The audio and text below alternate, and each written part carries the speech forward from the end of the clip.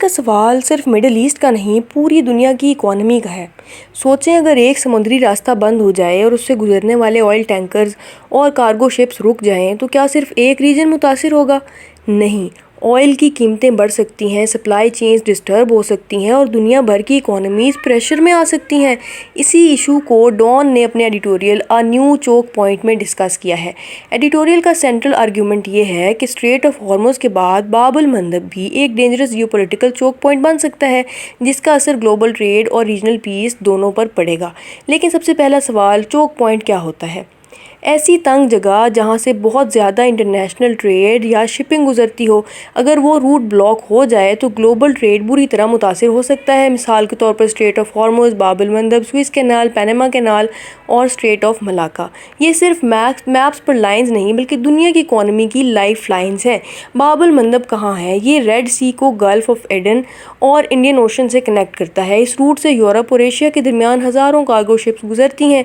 अगर ये रूट बंद हो जाए तो शिप्स को लंबा अल्टरनेटिव रूट लेना पड़ता है। नतीजा, फ्रेट कॉस्ट बढ़ जाती है, डिलीवरी लेट हो सकती है, ऑयल महंगा हो सकता है, इन्फ्लेशन बढ़ सकती है। मैरीटाइम ट्रेड क्या होता है? समुद्री रास्तों के ज़रिए होने वाली इंटरनेशनल ट्रेड।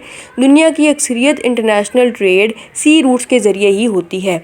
हॉर्मुज़ और बाब अल मंदब का कनेक्शन। एडिटोरियल बताता है कि जब स्ट्रेट ऑफ हॉर्मुज़ पर टेंशन बढ़ी तो दुनिया की तवज्जो एक दूसरे स्ट्रेटेजिक रूट बाब अल मंदब की तरफ चली गई। यानी अगर एक चोक पॉइंट डिस्टर्ब हो तो दूसरा भी ग्लोबल कंसर्न का हिस्सा बन जाता है। इसीलिए इकोनॉमिस्ट कहते हैं ग्लोबल ट्रेड सिर्फ फैक्ट्री से नहीं, सी लेन से भी चलती है। हूटीज़ का जिक्र क्यों हो रहा है? एडिटोरियल यमन के हूटी मूवमेंट का भी जिक्र करता है। उनकी एक्शंस की वजह से रेड सी शिपिंग से मुतालिक कंसर्न्स बढ़ते रहे हैं। इसी वजह से रीजनल कंट्रीज़ और दुनिया की मेजर पावर्स सिचुएशन को बहुत क्लोजली मॉनिटर कर रही हैं। जियोपॉलिटिक्स क्या होता है? जब जियोग्राफी, पॉलिटिक्स, सिक्योरिटी और इंटरनेशनल रिलेशंस एक दूसरे को अफेक्ट करें। इसीलिए बाब अल मंदब सिर्फ एक सी रूट नहीं बल्कि एक जियोपॉलिटिकल हॉट स्पॉट है। एडिटोरियल का मेन मैसेज। डॉन का एडिटोरियल ये वार्न करता है कि अगर गल्फ और रेड सी दोनों में टेंशन्स बढ़ती गईं तो सिर्फ रीजनल सिक्योरिटी ही नहीं बल्कि ग्लोबल कॉमर्स भी सीवियर प्रेशर में आ सकता है। इसीलिए डिप्लोमेसी और डीएस्केलेशन की ज़रूरत पहले से कहीं ज़्यादा है। लेकिन सी रूट्स इतने इंपॉर्टेंट क्यों होते हैं और पाकिस्तान इस क्राइसिस में क्या डिप्लोमेटिक रोल अदा कर सकता है? अब तक हमने समझा चोक पॉइंट क्या होता है, बाब अल मंदब की स्ट्रेटेजिक इंपॉर्टेंस क्या है और रेड सी की टेंशन ग्लोबल ट्रेड को किस तरह अफेक्ट कर सकती है। लेकिन सबसे इम्पॉर्टेंट सवाल, आखिर सी रूट्स इतने इंपॉर्टेंट क्यों होते हैं?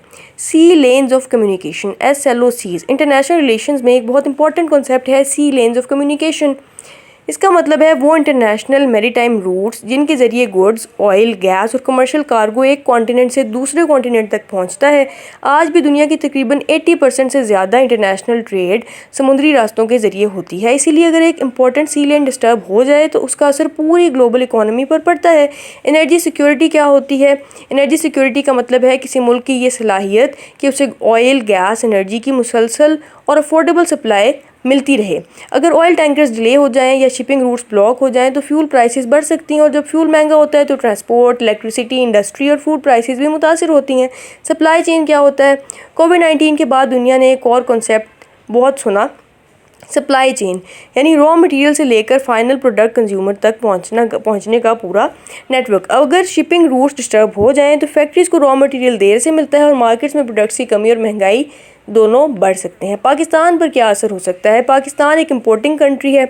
हम petroleum products, machinery, industrial raw materials काफ़ी हद तक इंपोर्ट करते हैं। अगर मैरीटाइम टेंशन्स बढ़ती हैं तो पाकिस्तान को भी इंपोर्ट बिल्स में इजाफा होगा, इन्फ्लेशन होगी, करंट अकाउंट प्रेशर जैसे चैलेंजेस का सामना करना पड़ सकता है। यानी दूर होने के बावजूद इस क्राइसिस का इकोनॉमिक इम्पैक्ट पाकिस्तान तक भी पहुँच सकता है।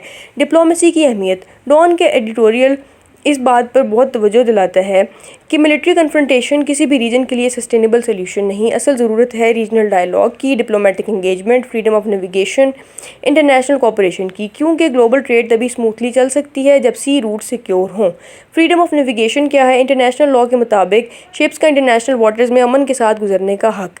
ये प्रिंसिपल ग्लोबल ट्रेड के लिए बहुत अहम माना जाता है। CSS पर्सपेक्टिव से ये टॉपिक बहुत इंपॉर्टेंट है। Maritime security, geopolitics, energy security, global trade, supply chains, Red Sea crisis, Strait of Hormuz, Bab al मंदब, international relations. ऐसे या करंट अफेयर्स में अगर सवाल आए why are maritime choke point strategically important, तो आंसर में ये पॉइंट ज़रूर शामिल करें।